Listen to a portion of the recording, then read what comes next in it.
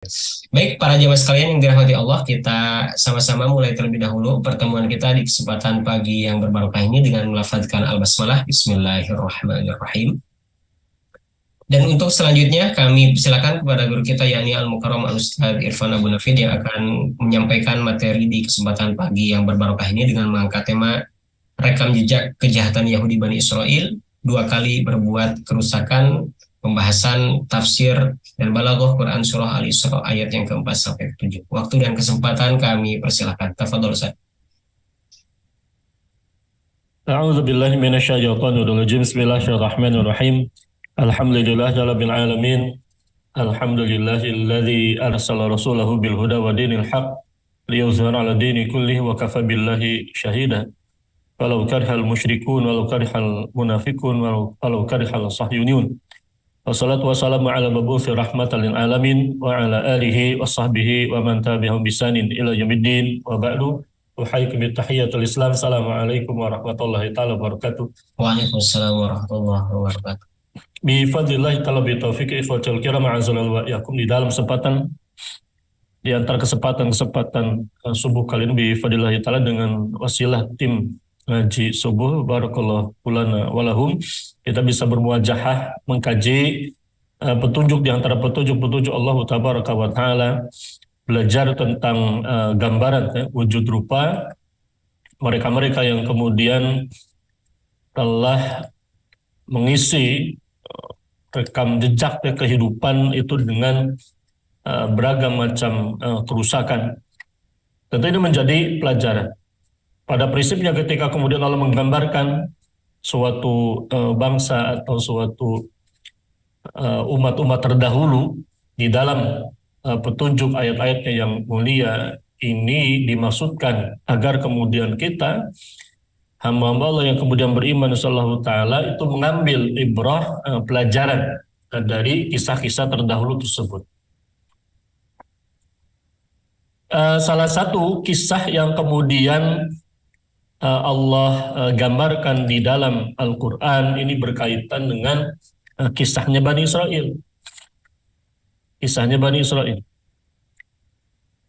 Pada pembahasan-pembahasan yang lalu itu pernah kemudian kami gambarkan tentang gambaran umum katakanlah rekam jejak Bani Israel, bagaimana kemudian Yahudi Bani Israel ini bersikap kepada Allah Tabaraka wa Ta'ala, kepada din Allah, kepada syariat Allah, kepada para nabi, kepada sesama manusia.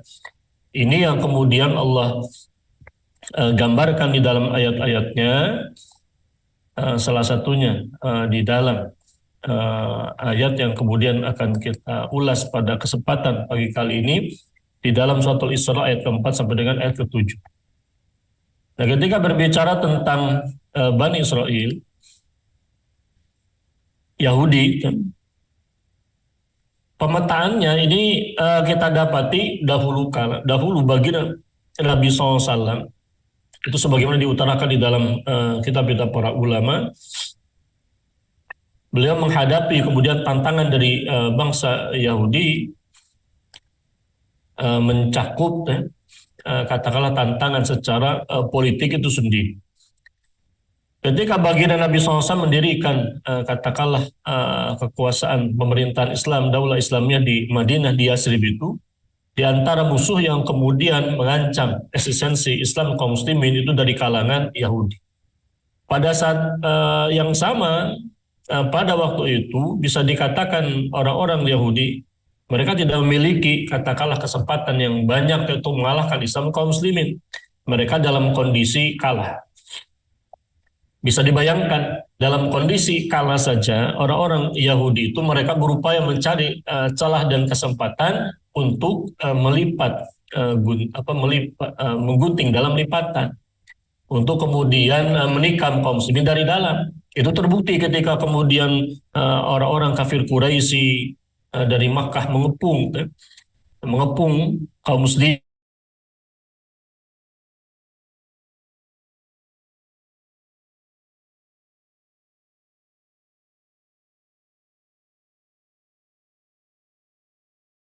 Bekerja sama dengan orang-orang Yahudi di dalam Madinah itu untuk menghancurkan Islam dari luar dan juga dari dalam.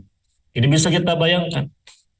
Segitunya orang-orang Yahudi dalam kondisi lemah saja, itu dalam kondisi tanda petik kalah, ya, tunduk kepada kekuasaan, kepada daulah Islamnya saja, mereka berupaya mencari celah untuk menghancurkan Islam.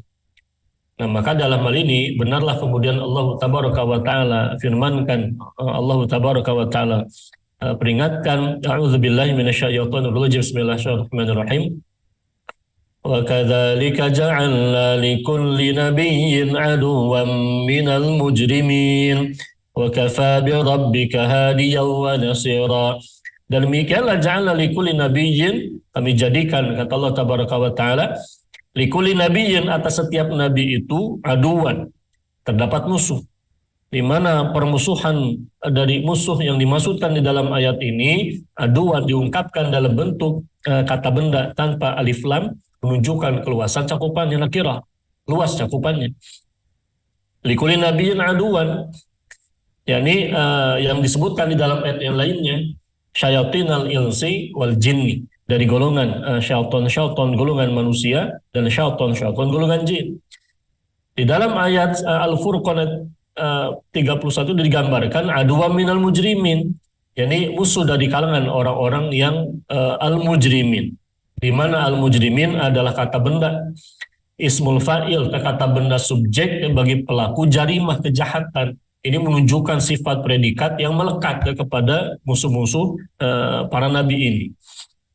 Likulli nabiyyin aduwwan minal mujrimin, musuh dari kalangan para penjahat. Wa kafa bi rabbika hadiya wa nasira, dan cukuplah kemudian Rabbmu sebagai pemberi petunjuk dan pemberi pertolongan. Di sini Allah mengingatkan adanya musuh di hadapan, ini semakin menguatkan keyakinan bahwa kita memiliki Allah yang memberikan petunjuk jalan, petunjuk untuk menyelesaikan katakanlah permusuhan musuh-musuh ini, termasuk juga pertolongan. Di mana di dalam ayat yang mulia ini likulli nabiyyin, ini menunjukkan dari semenjak zaman dahulu kala, katakanlah Adam alaihissalam sampai dengan khatamun nabiyyin, penutup para nabi, kanjeng Nabi Muhammad SAW, permusuhan itu akan senantiasa ada. Pertanyaannya adalah apakah selesai di masa para nabi? Tidak. Karena ketika kita bicara tentang al-ulama warathatul anbiya, para ulama adalah pewaris para nabi. Mereka mewariskan risalah. Mereka mewariskan tabligh, dakwah. Para nabi itu mewariskan kepada para ulama itu tablighur risalah, menyampaikan risalah, menyampaikan agama. Nah, kalau kemudian dahulu kala ada musuh para nabi, tentu ada kemudian pewaris dan musuh para nabi itu sendiri. Kalau kemudian hari ini kita mewarisi tanda petik risalahnya para nabi untuk kita dakwahkan, untuk sebagai risalah atau tabligh, menegakkan Islam dalam kehidupan akidah dan syariatan, maka kita mendapati iblis yang kemudian semenjak dahulu kala musuhi Adam dan anak keturunannya. Bahkan dia sudah berjanji, qala rabbi bima aghwaytani la uzayyinanna lahum fil ardi wa la ughwiyannahum ajma'in. Di mana dia berjanji untuk menghiasi perbuatan buruk manusia dan menyesatkan mereka seluruhnya. Ini janji jahatnya iblis, di mana dia berbuat kejahatan dan dia mewariskan, bahkan bukan mewariskan, dan karena yang namanya iblis itu bahkan sampai sekarang dia masih ada. Ada sebagaimana Allah firmankan, dia termasuk makhluk yang kemudian dikekalkan usianya sampai dengan ila yaumil waqtil ma'lum, sampai dengan hari kiamat. Hari kiamat selesai masanya iblis itu. Di mana dia memiliki bala tentara, ya syaitan golongan manusia dan syaitan golongan jin. Syayatinal insi wal jinni, yang kemudian menjadi musuhnya para nabi itu sendiri. Dan iblis dia adalah rasul syayatin, pemimpinnya para syaitan sendiri. Nah, kejahatan apa yang kemudian ada? Kita mendapati likulli nabiyyin termasuk Nabi Zakaria, likulli nabiyyin termasuk Nabi Yahya, di mana kedua nabi ini di antara dua nabi yang kemudian dijahati oleh Bani Israel, oleh Yahudi Bani Israel, bahkan mereka menjadi korban katakanlah pembunuhan Bani Israel itu sendiri. Bani Israel ikhwatul kiram ma'azalallahu iyyakum berbuat dua kali kerusakan, yakni dengan cara melakukan pembunuhan kepada dua nabi tersebut, yakni Nabi Zakaria dan juga Nabi Yahya alaihi wassalam. Apa yang kemudian terjadi? Apakah selesai begitu saja? Tidak. Al-jaza'u min jinsil amal. Di dalam catatan sejarahnya, balasan ganjaran atas perbuatan sesuai dengan jenis perbuatan itu sendiri. Hari ini kalau kemudian kita mendapati kejahatan Zionis Yahudi itu, kejahatan Zionis Yahudi, mereka bahkan tidak kalah buruknya dengan Yahudi Bani Israil dahulu kala.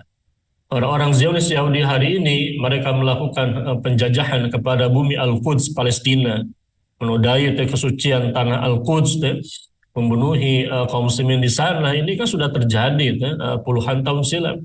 Dari semenjak katakanlah Inggris mengambil alih Palestina pasca Perang Dunia II itu 1915, diikuti dengan kemudian dimulailah kemudian deklarasi Balfour 1917 yang kemudian mengkondisikan Yahudi mulai memasuki bumi Al-Quds Palestina, dan besar-besaran terjadi pada tahun 1948 ketika kemudian mandat Inggris diambil alih oleh PBB, dan PBB membuka membuka pintu bagi orang Yahudi kemudian untuk menduduki Palestina itu sendiri. Apa yang kemudian terjadi? Darah kaum muslimin tertumpah. Bahkan ini bayangkan, ini tahun 2021 sudah ada banyak kemudian rekam jejak kejahatan mereka. Ini baru sampai tanggal 6 November. Speechless, kadang kita tidak bisa banyak bicara karena saking banyaknya kemudian jatuh korban itu. Hari ini kemarin sudah sampai 12.000 lebih, jumlahnya bertambah. Banyak diantaranya adalah anak-anak dan juga perempuan. Kita mendapati bagaimana kemudian rekam jejak kejahatan Zionis ini, mereka mengobom ke rumah sakit, mengobom rumah sakit, masjid, banyak yang mereka hancurkan. Dan kita mendapat ini data lama, ini data 6 November. Ini data lama, belum kita update lagi. Sampai di tanggal itu saja itu sudah banyak kemudian sekolah yang rusak, rumah sakit, 22 rumah sakit rusak, ambulan hancur, masjid hancur, gereja hancur, termasuk juga gereja itu. Mereka jurnalis juga banyak yang tewas dan sebagainya. 60.000 lebih bangunan hancur. Ini terus berlanjut. Ya seiring sejalan dengan energi yang kemudian ke Zionis tidak pula terhenti itu. Maka kita tanda tanya besar ketika kemudian katakanlah minyak yang merupakan minyak bumi, bayangkan itu merupakan milik kaum muslimin. Minyak bumi yang tertanam di negeri-negeri Arab itu, di dalam fikih Islam itu merupakan milik amah, kepemilikan kaum muslimin. Orang-orang Palestina bahkan berhak atas kekayaan yang dihasilkan dari minyak di negara-negara Arab itu. Karena di dalam Islam sebagaimana mandat dari salafun salih, baginda Nabi SAW bersabda, an-nasu syuraka'u fi salatin, alma wal kala wan. Hari ini kalau kemudian minyak itu malah dipasok katakanlah kepada Zionis Israel, pada saat yang sama kaum muslim Palestina malah kesulitan bahan bakar, bahkan untuk menghidupkan katakanlah energi listrik, katakanlah untuk rumah sakit saja kesulitan. Ini tentu menjadi hal yang sangat memprihatinkan. Dan perbuatan memasok minyak ke tanah musuh seperti Zionis itu merupakan kejahatan itu sendiri. Di dalam fikih Islam, orang yang kemudian terlibat, bahkan di dalam hadis yang terlepas dari perdebatan tentang derajat hadisnya, orang yang kemudian menolong manta'ana, siapa yang kemudian memberikan pertolongan kepada seseorang untuk bunuh seorang mukmin muslim misalnya, walau bisyatri kalimatin, meskipun dengan sepotong atau setengah kata, walau bisyatri kalimatin, dengan sepotong kata, maka akan tertulis maktubun baina ainaihi yisun min rahmatillah, akan tertulis katakanlah di dahinya itu yisun min rahmatillah, orang yang di antara dua matanya tertulis tulisan di akhirat kelak, orang yang berputus asa dari rahmat Allah tabaraka wa ta'ala. Artinya dia orang yang binasa dan celaka. Ini kalau kemudian memberikan pertolongan tanda petik kepada orang yang membunuh seorang mukmin tanpa hak, itu diantara tarhib. Lalu bagaimana jadinya kalau kemudian tadi didukung dengan energi minyak dan sebagainya? Di dalam Islam ini bagian dari dosa besar itu sendiri. Segitunya minyak di tanah-tanah Arab itu tuh tanah itu minyak milik kaum muslimin. yang pada hakikat wajib kembali kepada kemaslahatan kaum muslimin. Bagaimana jadinya kalau kemudian malah menimbulkan doror itu sendiri, maka berlipat-lipat ganda keburukan, dan di sana ada kejahatan, dan di dalam sana wajib ditolak. Maka kami peringatkan segala macam bentuk dukungan kepada Zionis Israel, apakah melalui energi minyak misalnya, pasukan militer misalnya, seperti yang dilakukan oleh negara-negara Barat itu, atau dengan sokongan dana misalnya, baik dengan dana ataupun juga dengan kekuatan militer, lebih-lebih politik, termasuk juga dengan ragam tadi katakanlah dukungan adanya pasokan-pasokan energi berupa minyak, jual beli masih berlanjut dengan penjahat Zionis ini, dan semuanya sedikit atau banyak pasti digunakan untuk kemudian menjahati kaum muslimin di Palestina, jatuh korban di sana anak dan perempuan, maka mereka yang terlibat di dalam dosa besar, perkara yang akan menjadi sebab kegelapan di hari kiamat itu. Kalau kemudian orang takut kepada katakanlah Amerika dan Yahudi, maka mereka harus wajib ingat ada Allah Azza wa Jalla yang Maha Perkasa mencatat setiap bentuk dukungan kejahatan mereka. Allah akan menetapkan timbangan yang adil.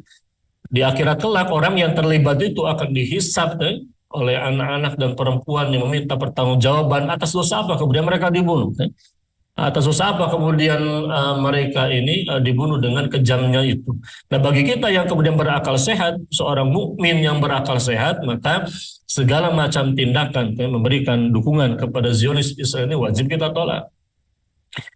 Dan ini menjadi pelajaran apa yang kemudian terjadi itu kita bicara katakanlah apa yang kemudian terjadi kepada Yahudi Bani Israel ini akan kita pelajari.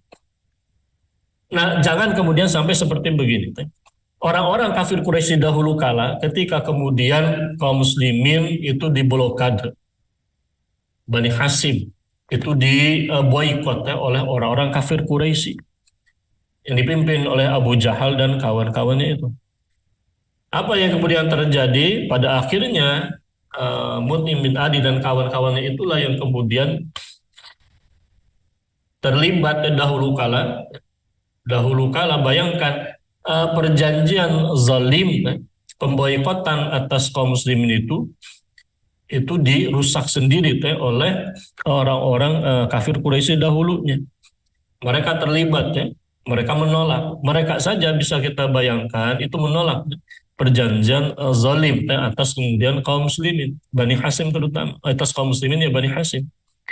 Meskipun ketika itu belum semua Bani Hasyim barangkali masuk Islam, tapi dalam hal ini yang kena boikot ya intinya adalah kaum muslimin yang terkena imbas ini keseluruhan Bani Hasyim itu sendiri. Nah, kita bisa bayangkan Bani Hasyim itu diboikot. Ada yang masih membela hari ini kalau kemudian kaum muslimin tidak mau memberikan nusrah pertolongannya kepada sesama muslim, ini tentu sangat memprihatinkan. Nah, kejahatan apa yang kemudian dilakukan oleh orang-orang kafir Quraisy, oleh orang-orang Bani Israil, oleh orang Bani Israil zaman dahulu kala, ini yang kemudian bisa menjadi pelajaran untuk orang-orang Zionis hari ini. Nah, di dalam suratul Isra di sini kemudian Allah Tabaraka wa Ta'ala menggambarkan a'udzubillahi minasyaitonir rajim, bismillahirrahmanirrahim. Wa qadayna ila bani Israila fil kitabi la tufsidunna fil ardi marratayn wa la ta'lunna 'uluwan kabira. Wa qadayna ila bani Israila, dan telah kami tetapkan, ini telah kami wahyukan, di dalam tafsir dikatakan ini telah kami wahyukan, kami beritahukan kepada Bani Israel di dalam kitab itu, yang di kitab Taurat, la tufsidunna fil ardi marratain. Benar-benar sesungguhnya kalian akan berbuat kerusakan di muka bumi ini sebanyak 2 kali. Allah dengan keluasan ilmunya itu maha mengetahui bahwasannya Bani Israel, orang-orang Yahudi Bani Israel zaman dahulu kala, mereka akan melakukan kerusakan di muka bumi sebanyak 2 kali.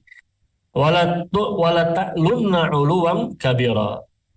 Dan kalian pasti benar-benar akan kemudian menyombongkan diri dengan kesombongan yang sangat besar.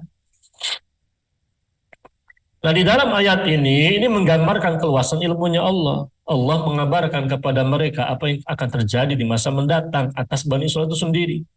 Nah, orang-orang Yahudi Bani Israil dahulu kala bahkan dipastikan oleh Allah Subhanahu wa taala, ikhwatul kiram, ini dalam kalimat la tufsidunna ada lam taukid, ini huruf lam penegasan.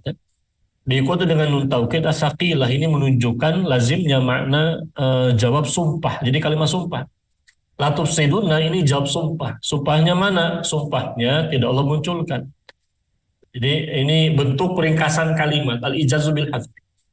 Bentuk balaghah, di mana Allah langsung menunjukkan kepada jawab sumpahnya la tufsidunna, benar-benar kalian sungguh-sungguh akan melakukan kerusakan di muka bumi marwataini sebanyak 2 kali.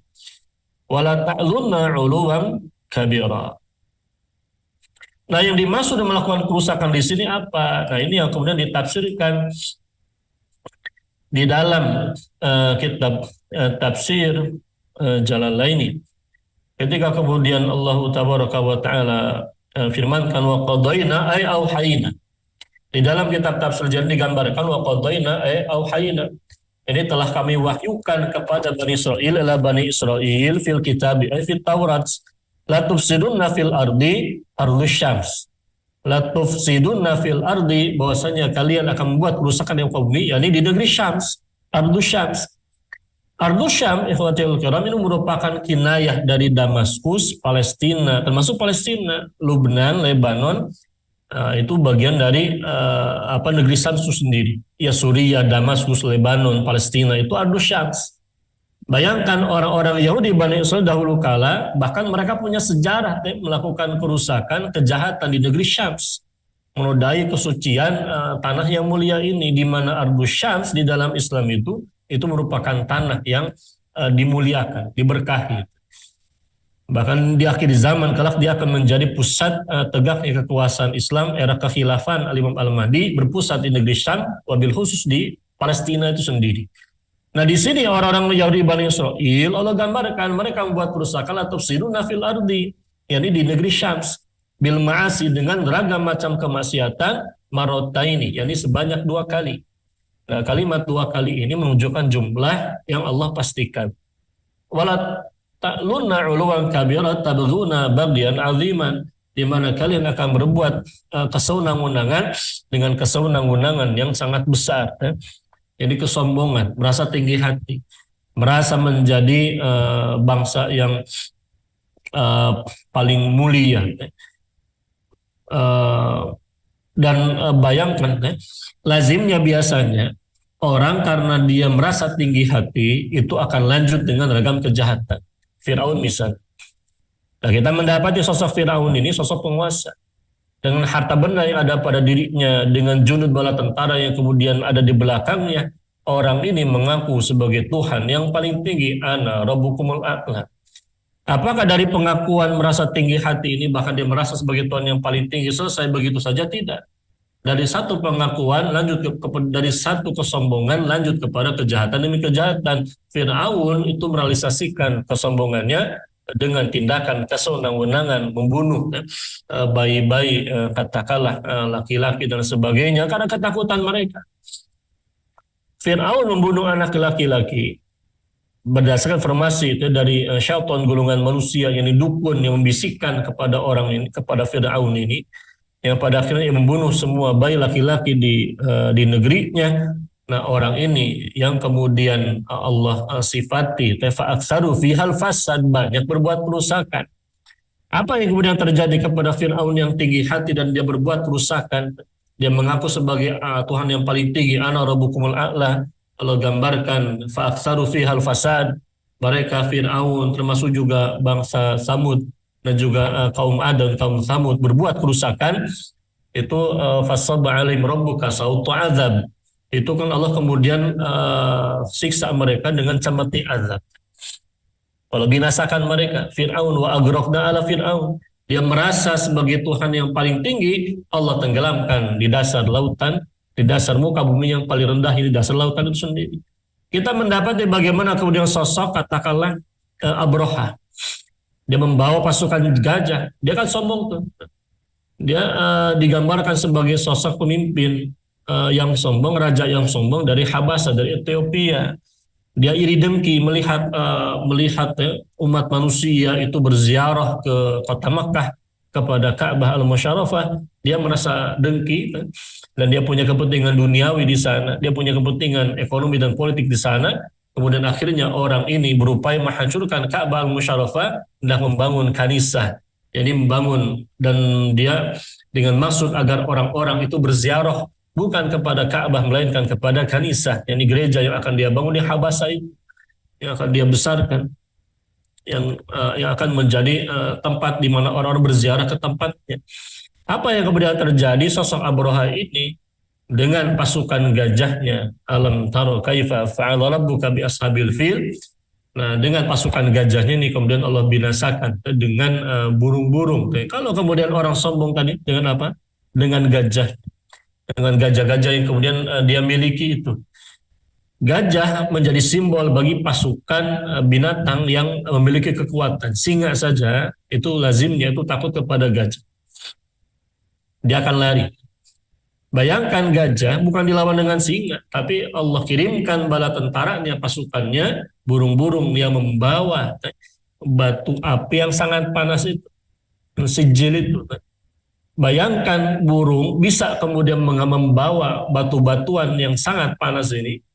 Kemudian mereka lemparkan kepada gajah, gajah yang kemudian meleleh dengan pasukan Abroha yang sombong ini. Berikut Abroha, berikut dengan pasukan gajahnya itu sendiri, itu meleleh akibat dari batu-batuan yang dibawa oleh burung-burung ini. Burung tidak meleleh, gajah meleleh. Dan Abroha itu ini menunjukkan bahwa menjadi pelajaran, jangan sombong. Allah mampu kemudian menghinakan mereka. Mereka sombong dengan binatang gajah itu, Allah kirimkan bala tentara dengan simbol burung yang mungkin tidak dianggap. Burung itu kalau diinjak oleh gajah, itu langsung jadi, mungkin jadi burung geprek, kan begitu. Kenyataannya tidak. Allah kemudian jadikan burung itu sebagai senjata, dan mereka Allah hinakan dengan binatang yang paling lemah. Bayangkan kita berbicara tentang Raja Jalut misalnya. Jalut ini dengan kejahatannya membunuh Bani Israel, dia pun berbuat sombong. Apa yang kemudian terjadi? Nabi Daud alaihissalam yang masih muda belia itu membunuh biiznillah bifadillahi ta'ala Raja Jalut yang zalim ini, membunuh umat manusia ini, puluhan ribu orang menjadi korban itu dengan katapel saja. Orang yang kemudian terkenal sombong dengan kegagah perkasaan. Karena Jalut digambarkan sebagai sosok seperti raksasa, gagah perkasa, itu mampu dibunuh dengan mainan yang lazimnya biasa menjadi mainan bagi kita ketika masa kecil. Ini ketapel. Ketapel digunakan membunuh orang ini. Tidak menggunakan katakanlah manjanik, tidak menggunakan katakanlah pedang misalnya, atau senjata di masa itu yang mematikan misalnya, tapi menggunakan ketapel. Allah mengajarkan kepada kita betapa dari satu kesombongan akan beribat kepada kejahatan, dan kejahatan ini akan berakibat kepada kebinasaan. Apa yang kemudian terjadi kepada Bani Israel ini menjadi pelajaran. Dan pada hakikatnya ini yang kemudian pasti akan terjadi kepada Zionis Yahudi. Tinggal tunggu waktunya saja. Tinggal tunggu waktunya saja. Karena semakin zalim biasanya. Hukumnya adalah semakin zalim suatu kaum, seseorang, atau suatu kelompok, atau bahkan tadi suatu bangsa, semakin besar kezaliman yang mereka lakukan, prinsipnya semakin dekat mereka menggali kuburan, mendekati ajal, mendekati masanya, tinggal tunggu waktunya. Timingnya ini sudah berbunyi, timingnya ini sudah kemudian berjalan menuju masa akhirnya. Zionis Yahudi, laknatullah alaihim, kita doakan Allah ma'alaika bihim, semoga Allah membinasakan mereka. Pada akhirnya akan mendapati ganjarannya. Setiap mereka menjejak kejahatan yang mereka lakukan, menghancurkan masjid, menghancurkan fasilitas umum, pemukiman warga sipil yang jelas-jelas tidak mengangkat senjata kepada mereka. Ini bukti. Satu sisi mereka merasa di atas awan, padahal mereka adalah para penjahat kecil yang kemudian mohon maaf masih bergantung kepada Amerika itu. Dan kita tidak mendapati katakanlah para penjahat ini dengan kejahatannya itu karena kekuatan mereka, bukan karena para penjahat Zionis ini kuat dan sekutunya kuat, tidak, sekali-kali tidak, melainkan karena umat ini yang lemah dan terpecah belah.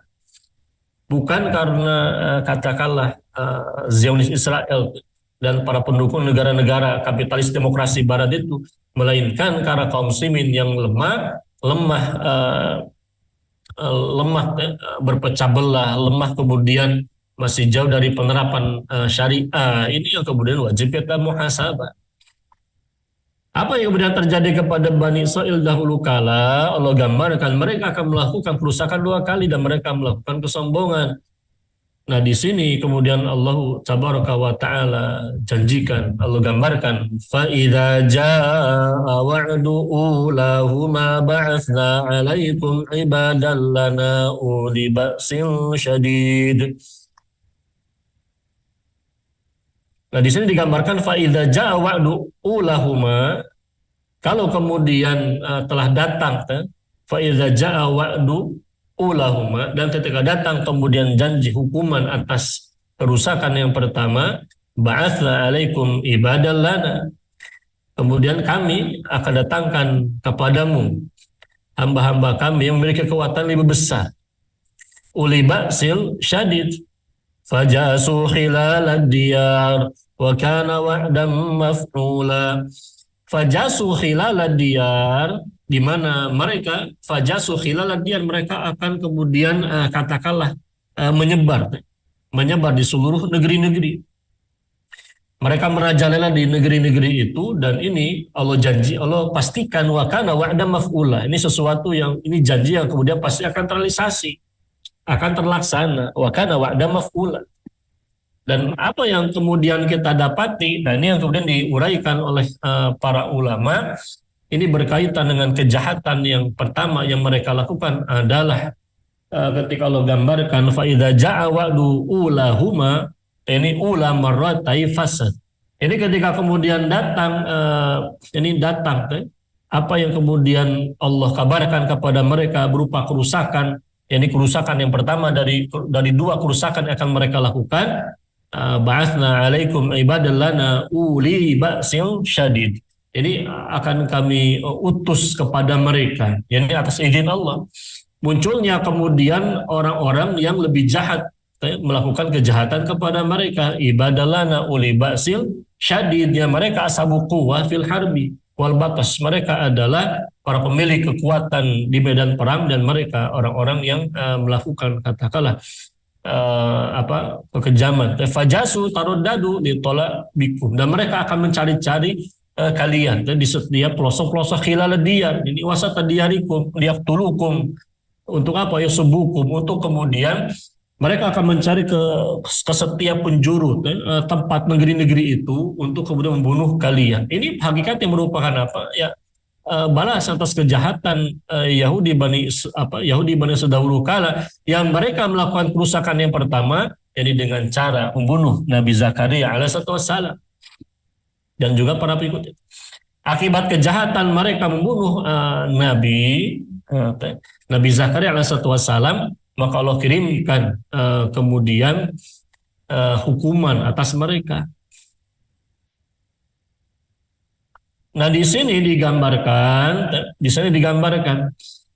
wa kana wa'da maf'ula wa qad afsadu al-ula bi qatli Zakaria alaihissalam. Fa ba'atha alaihim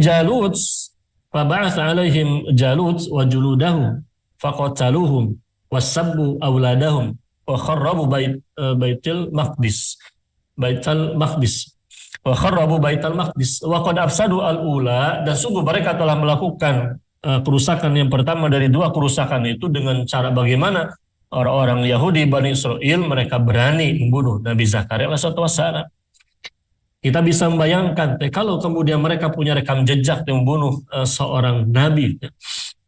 Nah, seorang nabi saja, sosok yang maksum dan menjadi utusan dari Allah tabaraka wa taala, itu mampu mereka jahati, bahkan tidak tahu-tahu mereka bunuh. Seakan-akan ini menjadi warning bagi kita, kejahatan mereka. Kalau kepada Nabi saja demikian, Maka bayangkan kalau kemudian mereka memiliki potensi kekuatan, maka mereka akan melakukan kerusakan yang lebih luas lagi. Mereka membunuh Nabi Zakaria SAW, fabatha alaihim Jalut, maka Allah mengutus kepada mereka Jalut. Ini biiznillah pada hakikatnya Jalut dan bala tentaranya orang-orang yang zalim.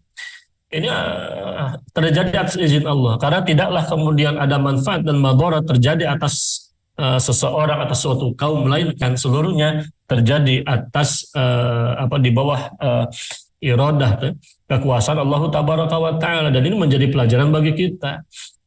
Orang berbuat zalim akan dizalim lagi oleh orang yang zalim. Dan pada hakikatnya semua akan diadili, tidak pengadilan Allah yang mengadil di akhirat kelak. Nah, Nabi Zakaria dibunuh, maka muncullah kemudian Jalut dan bala tentaranya yang membunuh. Bahkan puluhan ribu dari Bani Israil itu dibunuh, termasuk juga anak-anaknya. Dihancurkan kemudian Baitul Maqdis itu. Semarodadna lakumul karwah. Nah, di sini Allah gambarkan terjadi kemudian pergiliran. Semarodadna lakumul karwata alaihim wa amadadnakum bi amwali wa banina wa ja'alnakum aktsara nafira. Wajalnakum aktsara nafira. Semarodadna lakumul karwah. Kemudian kami pergilirkan. Kami berikan kepada kalian pergiliran. Al-karwah, kalau kan bulat, artinya daur pergiliran. Alaihim, atas mereka, yakni atas kaum yang kemudian melakukan kezaliman kepada mereka, yang mereka memiliki uli ba'sil syadid tadi. Ini Allah kemudian berikan kekuasaan kepada Bani Israil untuk apa? Kemudian membalikan keadaan. Wa badadnakum bi amwali wa banin, dan kami kemudian berikan pergiliran bagi Bani Israil untuk mengalahkan Jalut itu. Dan kami, kata Allah, membantu kalian dengan harta kekayaan yang berlimpah dan juga anak-anak keturunan, semakin banyak generasinya. Sebelumnya mereka dibunuh puluhan ribu, bahkan disebut 70 ribu terbunuh. Kita bisa bayangkan hari ini Zionis Yahudi itu menumpahkan darah kaum muslimin itu di angka sudah mencapai katakanlah 12.000 lebih. Ini belum rentetan kejahatan mereka lakukan ketika mereka merampas sedikit demi sedikit hingga 85% bumi Al-Quds itu mereka kuasai. Bisa dibayangkan tadinya 100% bumi Al-Quds ditinggali, ditempati katakanlah oleh penduduk Palestina, datang mereka menguasai 25%. Pertanyaan ada pada kemana orang-orang yang menempati 85% itu? Apalagi kalau bukan ya tadi satu persatu kemudian dijahati, dizolimi, diusir. Dan itu yang kemudian kita dapati dalam kisah-kisah itu. Wal'iyadzubillah. Rekam jejak kejahatan mereka, Allah rekam di dalam di dalam catatan sejarah, dan jelasnya ini akan menjadi catatan penghisaban. Ini Allah yang mengadil akan mengadili mereka. Dalam hal ini kita mendapati orang-orang Yahudi Bani Israil, mereka mendapati giliran untuk memenangkan pertarungan dengan Jalut itu. Dan Allah berikan pertolongan kepada mereka dengan harta benda yang berlimpah. Allah gambarkan bi amwalin dalam bentuk isim nakirah, wa banina dalam bentuk isim nakirah. Ini menunjukkan keluasan bentuk harta benda, dan juga lahirnya generasi demi generasi itu sendiri. Wa ja'alnakum aktsara nafira, dan kami jadikan kalian sebagai kelompok yang aksar. Ini ada bentuk tafdil, keutamaan. Lebih besar jumlahnya daripada Jalut itu sendiri. Nah, apa yang kemudian terjadi di dalam penggambaran Allah kemudian menjadikan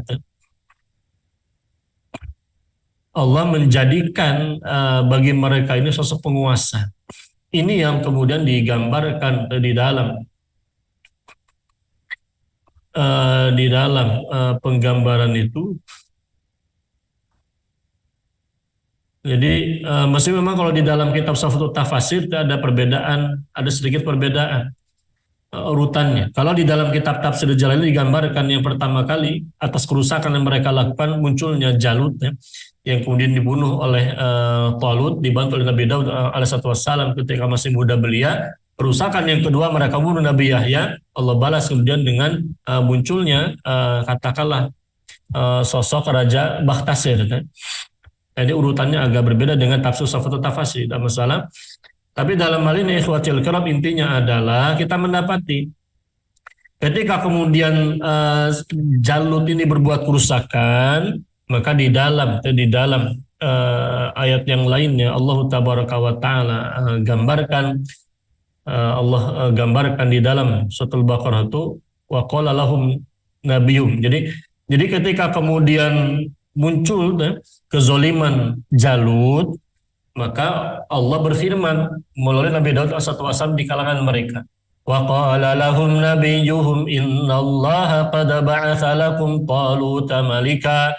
Dan berkatalah Nabi mereka, Nabi Daud alaihissalam kepada mereka, kepada Bani Israil ini, sesungguhnya Allah telah mengutus atas kalian Talut malika sebagai penguasa. Allah telah mengutus Talut sebagai penguasa atas kalian. Nah segitunya bayangkan orang-orang Bani Israil, mereka masih sempat merasa sombong tuh. Qalu anna yakunu lahul mulku alaina wa nahnu ahaqqu bil mulki minhu wa lam yu'ta sa'atan minal mal. Dan mereka segitunya, orang-orang Bani Israil ini masih saja sempat sombong. Mereka sudah merasakan akibat kesombongan yang pertama kali mereka lakukan, maka muncullah Jalut yang membunuh mereka, sejumlah besar dari mereka, memporak-porandakan harta benda mereka. Nah, ketika kemudian seorang nabi, ini Nabi Daud alaihissalam mengabarkan kepada Bani Israil, artinya bahkan kalimatnya innallaha, sesungguhnya Allah. Ada huruf inna, penegasan. Kenapa? Karena orang-orang Bani Israil ini mereka orang-orang yang meragukan. Makanya ditegaskan oleh Nabi Daud itu innallaha, sesungguhnya Allah Subhanahu wa taala qad ba'atsa lakum taluta malika, telah mengutus bagi kalian Talut itu sebagai penguasa, sebagai sosok yang berkuasa. Mereka kemudian malah merendahkan, qalu anna yakunu lahul mulku alaina wa ahqu bil mulki minhu.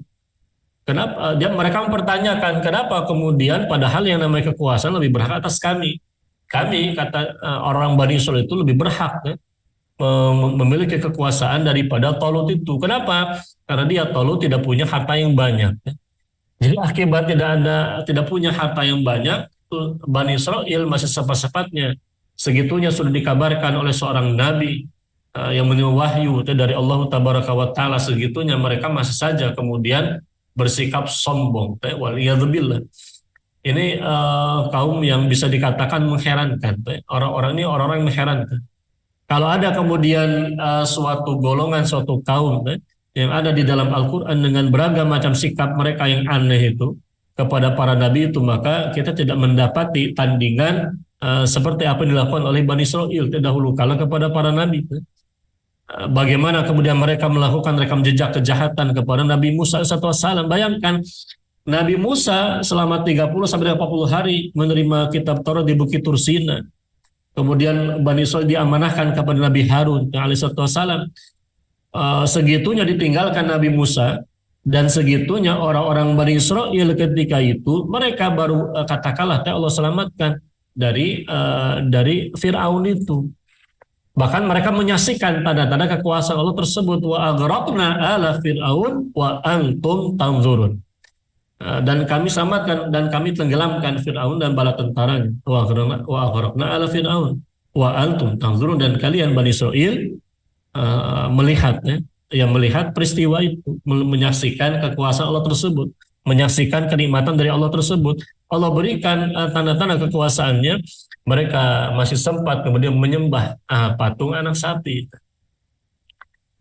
Mereka bertobat, di antaranya ada yang bertobat, diterima tobat.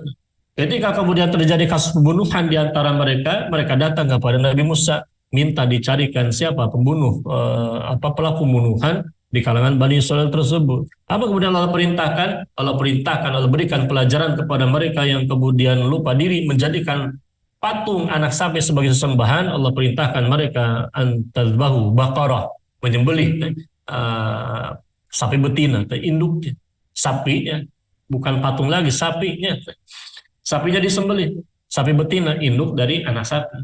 Mereka mengkultuskan patung anak sapi, maka Allah perintahkan sapi betina disembelih sebagai syarat untuk dipukulkan sehingga orang yang mati tadi akan berbicara biiznillah, mengabarkan siapa pembunuhnya. Dan apa yang kemudian terjadi? Segitunya sudah diberikan antazbau baqarah, mereka masih saja banyak bertanya untuk menunda-nunda kewajiban dari Allah tersebut. Apa yang kemudian terjadi? Nah, ini bentuk kenakalan kaum ini, waliyadzubillah. Nah, dalam perinciannya ikhwatil kiram, ini menjadi pelajaran. Segitunya mereka masih sombong. Pada akhirnya apa yang kemudian terjadi? Tegak kemudian peperangan yang besar antara Talut dibantu Nabi Daud SAW merangi Jalut itu. Pada suatu momentum ketika kemudian sosok Nabi Daud kemudian melemparkan ketapel mengenai biidznillah, Allah kemudian mengizinkan ketapel tersebut sampai kepada Jalut yang tinggi besar bagaikan raksasa tersebut, hingga akhirnya dia tumbang dan mati. Nah, kerusakan yang kedua yang dilakukan oleh mereka, jelas orang-orang Bani Israil Yahudi dahulu kala, segitunya mereka sudah mendapati pertolongan dari Allah itu. Mereka melakukan kerusakan yang kedua dengan cara membunuh biqatli Nabi Yahya.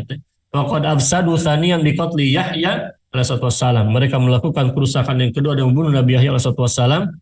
Fabatha alaihim bakhtasar faqutila minhum ulufan. Faqatala minhum ulufan.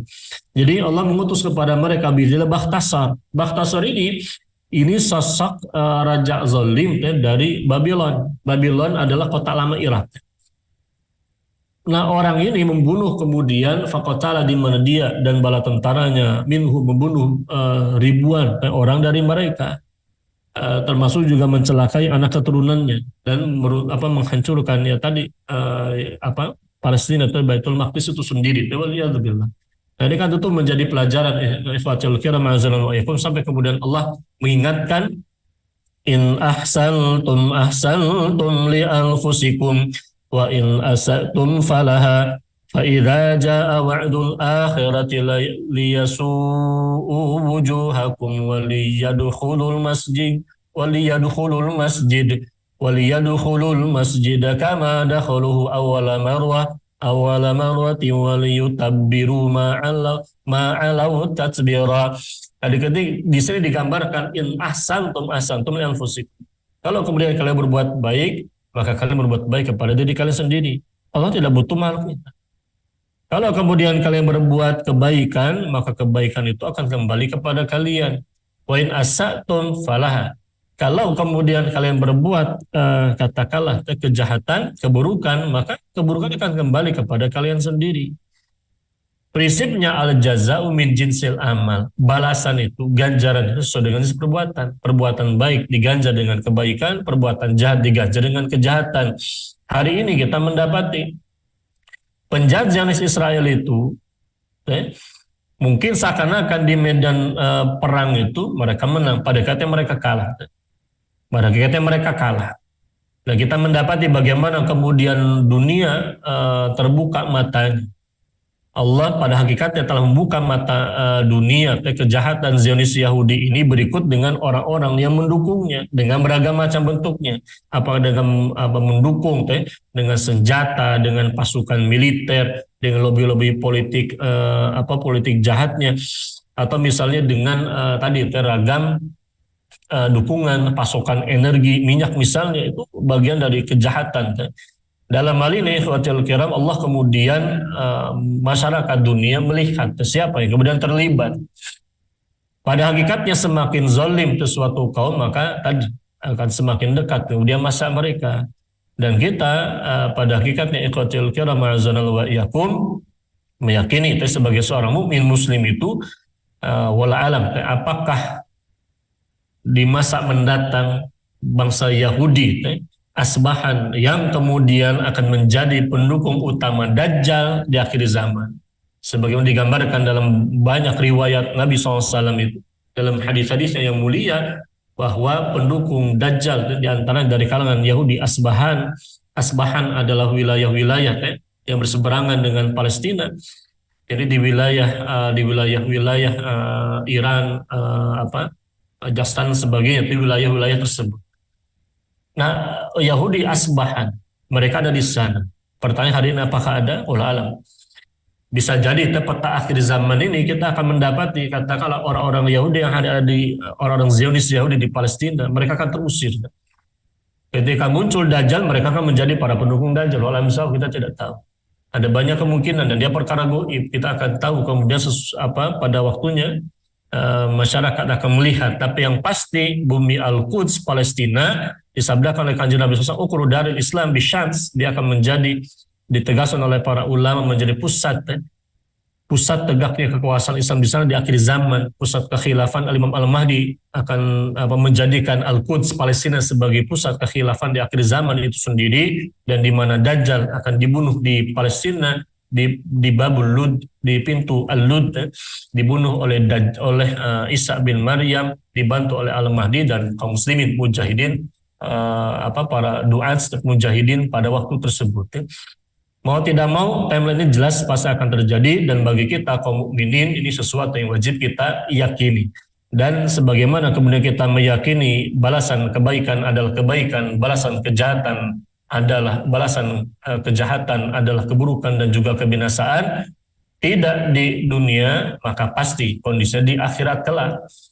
Bahkan kita mendapati ragam keburukan telah menimpa sebagai balasan atas Zionis Yahudi itu sendiri. Apakah kemudian kita tidak mendapati bala tentara mereka yang stres? Kita mendapati bukti-bukti bagaimana kemudian Zionis Yahudi ini, bala tentaranya, pasukannya itu dengan rasa takut yang kemudian Allah munculkan di dalam dada-dada mereka, maka mereka melakukan kejahatan demi kejahatan. Itu hakikatnya merupakan istidrajan. Wa yastadrijunahu min haitsu la ya'lamun. Pada hakikatnya Allah semakin menghinakan mereka dengan rentetan kejahatan yang mereka lakukan, dan itu menjadi bagian dari hukuman hakikatnya dari Allah tabaraka wa ta'ala. Barakallahu lana wa lakum ikhwatil kiram. Allahumma surna 'alal qawmil kafirin adh-dhalimin wa la haula wa la quwwata illa billah. Assalamualaikum warahmatullahi taala wabarakatuh.